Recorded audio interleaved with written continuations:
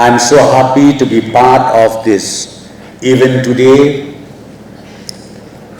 I've seen quite a number of important personalities over here, heads of different institutions from different parts of the state, professors from NEHU, I've seen they are all here.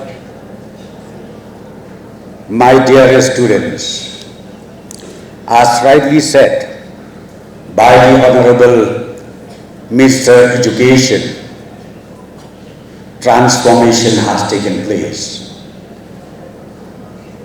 It has started transforming the state of Meghalaya as far as education sector is concerned. And this happened because of the only able leadership under the leadership of the Honorable Chief Minister Sri Conrad Sangma. I remember when we were in the assembly a few years back, some members of the assembly said, why do we need Chief Minister who is highly educated? We discussed deeply about this subject, and the reply that I would like to give here outside the house is, this is what we needed. Brain is more important than anything else. Without brain, nothing can happen. A number of initiatives has happened, and it is also going to happen in the years to come. Can you imagine? Every financial year, whenever we prepare a budget, every year, since last 2018 till today, we keep increasing the annual budget of education sector. And this year, the highest allocation we made is in education, 3,654 crores. And the increase in average is more or less 10 to 15% annually. So this itself speaks the seriousness of the government in investing for the betterment of the education sector. So therefore, today, let this even goes down deep to the history of the state of Meghalaya. 50 students, you are the luckiest. 30 in civil and 20, I think, if I'm not mistaken, in electrical. You created a record. And next year, we will have more. And more streams will also be started. So therefore, I don't have to say much. But I'm very sure the inauguration of this college today will inspire our beloved students in the state of Meghalaya. And we should feel proud of it because now we also have our own engineering college here in Meghalaya. Today indeed is a very memorable and truly a very historic day for the people of our state of Meghalaya. I'm sure many years from now, and many decades from now, people will look back to this day when we started our first government engineering college. We may be starting off late in the education in terms of engineering college. We should have had it long time back. Maybe we are starting very late.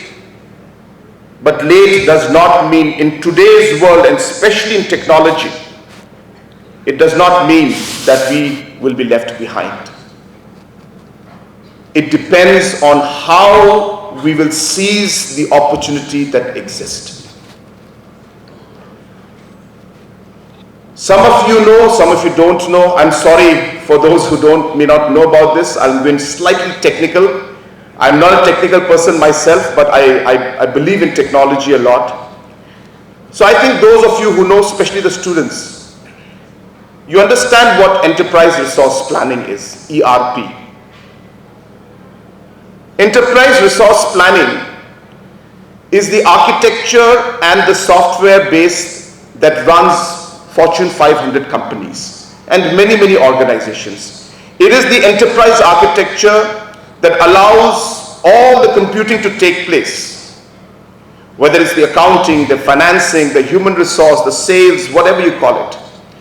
So that architecture is called the enterprise resource planning. And those of you who know about enterprise resource planning will know that today we are in the 4th generation, what we call the S4 HANA. Now the S4 HANA is the new ERP, and everybody has to adopt it because it's based on a lot of aspects of artificial intelligence, and things are much faster. And the support that was given to the ERPs before this is going to stop, right? So the new ERPs are, the S4 HANA is being implemented, and all organizations in Fortune 500 countries and big organizations are adopting it. Now, to migrate into the S4 HANA is a very, very complicated process. You need automated testing to be done. You need data mandation to be done. You need data integrity to be done. And many, many other things need to be done for this migration from the old version to the new version. So when you do that, these softwares or the ERP or the S4 HANA has to be tested. And for this, if you go through the normal process of testing, it could take about a year or 2 years for you to do that. The company called NVIDIA, I'm talking to youngsters out here. So the NVIDIA company has a concept called speed of light. I don't know how many of you know this. So NVIDIA believes that we should work at speed of light. What that means is that when you have a particular problem at hand, you take that problem out, and if that problem is going to take 10 months to solve, how can you solve it in 1 month so that you save the 9 months? And like that, they break down the larger problem into smaller problems, and then they reduce the time required to solve each problem so that the larger problem is solved in a much quicker manner. It's called speed of light. That's what the philosophy of NVIDIA is. Now, S4 HANA has to be tested, and NVIDIA plays a very important role in this, just to share that with you. Now, this is the part that I wanted to come to. So I hope you understood what I told you. This software needs to be tested and migrated. I want to share with you that the testing of this and the migration of this ERP from the old version to the new version is happening right here in Shillong. Right here in Shillong, it's being done. And this engineer who developed this software, which is one of a kind in the world, is a Khasi boy. Yes, we should give him a round of applause. Our own Meghalaya boy has developed this software that tests S4 HANA and allows the speed of light concept to be implemented, where the testing which would require 1 year or 1.5 years today is done in 2 months or 3 months' time. And this is being done right here in the Software Technology Park in Shillong. Now, why am I telling you this? It's because if somebody were to tell you that this college has just started today and we have a lot to catch up, I think we are wrong. And they are wrong who doubt us. The way technology today is, it depends on how you use that technology, when you use it, and how you can come in at the right time. Do you know this migration technology for the S4HANA? Just for the part that this particular organization is doing it right here in Shillong, is a $10 billion market. $10 billion. Which means that if this organization can expand its manpower to about 300, 400, 500 people, we can employ large number of people, and at the same time we can ensure that we will be able to take this 10 billion, large share of this $10 billion market. Now I'm sharing this all with you is because just in the last 2 months, we did not talk too much in social media about it. I think as people will tell you, we like to act more than talk. We had 2 meetings with critical and important people from NVIDIA. As you know, NVIDIA is the most valued company in the world today, touching almost $3 billion. And I had a meeting with one of their directors from the US, and he came specifically because this testing is happening here in Shillong, and he came to see this, and NVIDIA is involved very heavily in this testing because AI is a large part of that. And after that, I had a meeting with the Asia Pacific head of NVIDIA to further look into how they can expand this process out here. Friends, this is all music to our ears, music to the ears of all the engineering students who are here, music to the youth of our state. We are trying to create the platform to be able to bring these opportunities out here. A lot of work is still left. But what I'm happy to tell you is this is the process with which we're moving forward. The opportunities are immense, and I really urge all of you, don't look at something in a linear manner, especially the youth. Just because this is how things are being done in the world today, doesn't mean it has to be the same thing that you follow. You have to think differently. You see, having an engineering college is one part of the puzzle.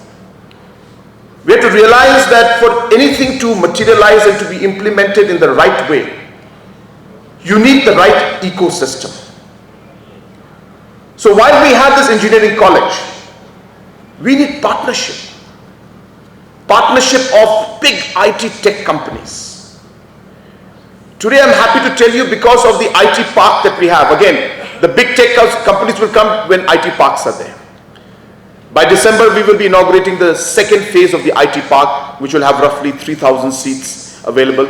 And already bookings for that in advance have started. In fact, one company said, we want to start before you inaugurate the building, allow us to do the interior work. One company from UK has already come, and they want to put up a 50-seater center out here. That's going to come in. But we need partners. We need good tech partners from the world to come in. So like NVIDIA today, I'm hoping, we are investing a lot in them. We are hoping that that will become, they will become one of our key partners in the future. Just to share with again the youngsters, 3rd of December, again, Government of India is having 5 AI conferences in the country, artificial intelligence conferences, national conference. And one of them, after obviously a lot of lobbying and a lot of pulling a lot of strings, I'm happy to tell you that for the entire eastern region, the AI National Conference is going to be held right here in Shillong.